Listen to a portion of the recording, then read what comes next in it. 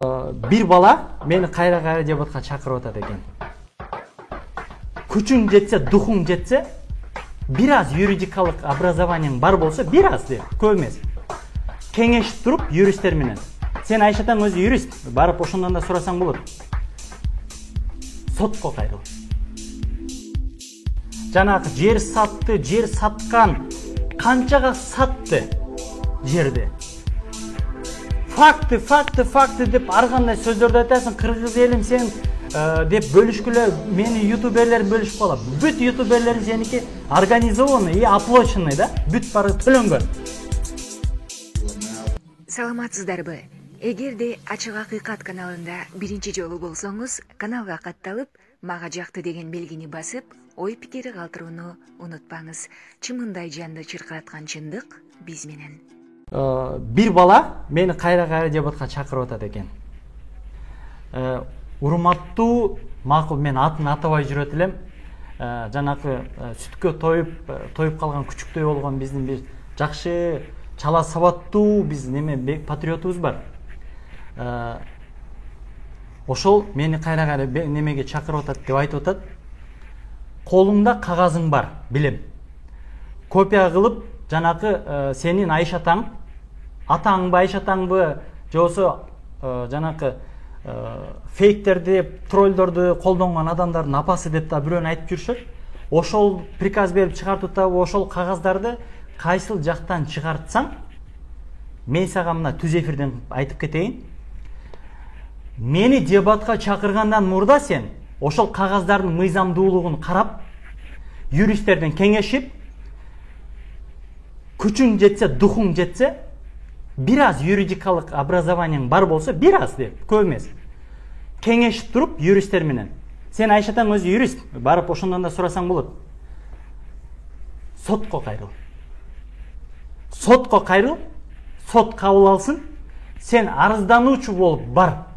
Жанагы жер сатты, жер саткан, канчага сатты жерди. Факты деп ар кандай сөздөрдү айтасың, кыргыз элим сен деп бөлүшкүлө мени ютуберлер бөлүшүп калат. Бүт ютуберлерин сеники организованный и оплаченный да, бүт бары төлөнгөн. Кайсыл мисалыгачы ушунча чыгабыз неме кылабыз, бир YouTube канал бизди бөлүшүп чыгарып койсо болот эле. Биз төлөбөйбүз, урматтуу мекендештер.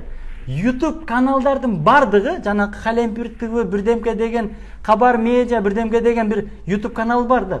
Бүт дежурныйлардын бийликтин фейктерин атайын чыгартып, бизге каршы иштегенге даярдалган материалдар чыгарат.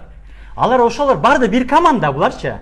Анан ал калп эле туруп алып, кыргыз элим бөлүшүп коюңуздар, мени блоктоп атат, мени мыйтып атат дей берет экен. Мен аны көрбөйт элем. Көргүм да келбейт. Мисалычы, мындай эми акылга сыйбаган нерсе. Акылга сыйбаган нерсе, мен сени сотто көрүшөлүчү макул. Ошончолук кыйын болсоң, кагазыңды алып алып, сотко алып бар. Сен көрүп атасың, билем. Сен бизди дайым көрөт экенсиң. Бизден кийин эле сразу жанакы фаст дегенде чыгат го. Жанакы Ротвейлер деп коем да, үйрөтүлгөн күчүктөр болот го. Фаст дегенде решетканы ачканда чыгат го. Ошондой болуп чыга калат да, билебиз да. Анан кагазыңды ал да кел. Кайсы сотко берсең бер. Кабыл алсын, сүйлөшөбүз. Мен жактоочу болуп барамбы, колдоочу болуп барамбы, жана башка ошол жерден сүйлөшөбүз. Ал сен YouTube'дан жана Facebook'тан түз эфирге чакырганың меники юрунда. Юрунда. Ачыгын айтайын. Мирлан мырза, ол деңгээлге түшүшүнүн деле кереги жок. Жок, просто жооп катары айтып коеюн. Мындай эле нерсе да. Баягы мындай маданияттуу кылып айтканда бул бир кык болсо, муну канча чапсаң чачырап, колуңа бетиңе чачырай берет. Мунун эч кандай чапкандын кереги жок. Себеби ал кык да, ага теңелгендин башканын кереги жок. Анын бардык нерсе ошо кык зат деп өздөрү айтышат экен. Кык зат деп мындай. Мен ал чын аты деп жүрөмүн анычы. Эми өз аты өзү менен экен да. Кыскасы ага мындай. Өзү ошону баягы көпчүлүк көрөрмандар, баягы колдоочулар да ошого туура эмес, баягы ачууңар келип, ага көңүл буруп, ага комментарий жазып, сиздер анын тескерисинче популярдуу болуп атасыздар. Жөн эле көңүл бурбай койгула, кирбей койгула, көрбөй койгула. Ал ким? Былтырга чейин мисалы, азыркы бийлик келгенге чейин ал эч ким эмес. Бир видеосу барбы? Бир ким ал? Бир кылган иши барбы? Жок, мындай карасаң. Көчөгө чыгып эшик чыпырсынчы качабы? Байдын үйүн байды коргойт деген сөз бар. Ол ошондой бир байды өт. Байдын үйүн коргоп атат азыр. Азыр онун байы бар. Эртең байы кетсе, ал дагы жок. Ошондой эле нерсе. Ага силер көңүл бурбай эле койгула. Эң негизгиси адилеттүүлүк орнотуу үчүн баягы Мирлан мырза айтпадыбы? Биз революцияны такыр жактабайбыз деп. Туура. Адилеттүүлүк революция аркылуу орнобойт. Ушуну туура түшүнүңүздөр, урматтуу мекендештер. Себеби бул төңкөрүш дейбизби, баягы бийлик алмаштыруу, бул баягы ким күчтүү болсо, кимдин артында көп колдоочусу болсо, мисалы, Мирлан мырзанын артында 5000 адам турса, мен 6000 чогулталган болсом алтыма, мен акчам көбүрөөк болсо, же ушундай, мен артында кандайдыр күчтөр болсо, мен барып туруп бунун 5000 адамын коолап салып, мен бийликти басып ала берем да.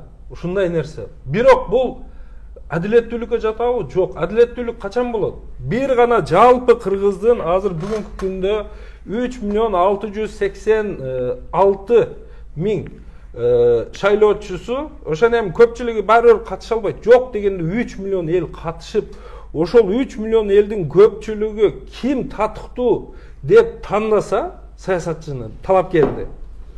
Мына ошондо менин оюмча кандайдыр бир баягы теңдик жаралат, адилеттүүлүк орнойт. Мына ошол жол менен гана орнотуш мүмкүн. Башка жолу жок.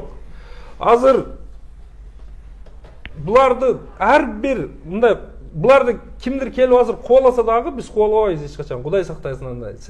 Аны коолагандан биз пайда таппайбыз. Кыргызстан бир 10 жыл, 15 жылга артка кетсе кетет, бирок эч кандай пайда таппайт. Мисалы, былтыры болгон төңкөрүштүн айынан эч ким жыргаган жок. Бүгүнкү күндө эми ошол бийликке келип алган бир уч топ жыргай берет, бирок эл жыргаган жок да. Көпчүлүк биздин интеллигенция, көпчүлүк кыйын, илимдүү, билимдүү жаштарыбыз үй бүлөсү менен сыртка көчүп кетип калышты. Баягы постоянный место жительства деп коет, биротоло ошол жакта жашаш үчүн Кыргызстандан учеттон чыгып кетти. Менин тааныштарымдын арасында аябай күчтүү курч балдар, кыздар кетип калышты. Себеби келечекке ишенбей калышты. Бул эч кандай бизге пайда бербейт. Демек, ушундайдан сактанып, баягы бир күндө 1000 сом, 2000 сом жумуш менен калам дебей, ошол күнү барыбыз барышыбыз керек. Шайлоого катышууга аракет кылышыбыз керек. Бирок биз эл каалаганы менен, ол эл 20 000 эле эл барат деген сөз жалган. Эгер шарт түзүлгөн болсо, барат биздин кыргыздар деле. Акылы бар, мээси бар. Эч ким жыргагандан жүргөн жок. Алар бардыгы ошол бала чакасын эңсеп, ата-энесин эңсеп, туулган жерин, ичкен суусун эңсеп, абасын эңсеп жүрөт, кыйналып аякта. Бардыгы эле барат, катышат. Болгону бизде ошол кыйын болгон үчүн барып айтат. Шайлоого барыш үчүн, азыр айтып атпайбы, консулдук учетко туруш үчүн барып иногда бир күн кечке туруп учетко тура албай келесиң. А бул кыйын. Шайлоо күнү дал эле ошондой нерсе кайталанат. Мушташ буруп тебип, кабыргасын сындырып деп айтып атпайбы? Ошондойлор болот. Шайлоого киргизбеш үчүн баягы адилетсиздик кылып, шарт жок, ошон үчүн катышпай атабыз. Себеп деген эмне үчүн кабыргасы тепселеп деп атпайбы? Бул жерде бул айта берет андан деш мүмкүн да. Бирок бул болгон окуя. Биздин мекендештер өз укугуну коргойбуз деп ошол жерде элчиликтин астында бизди шайлоого катыштыр деп жанакындай кылып өздөрүнүн талабын койгондо, биздин кыргыздын элчилери азыр алар жок, түп сагым менен бүт бар кетип калган. Омондорго чалып, омондорду чакыртып, кыргыздарды салдыртып берген да.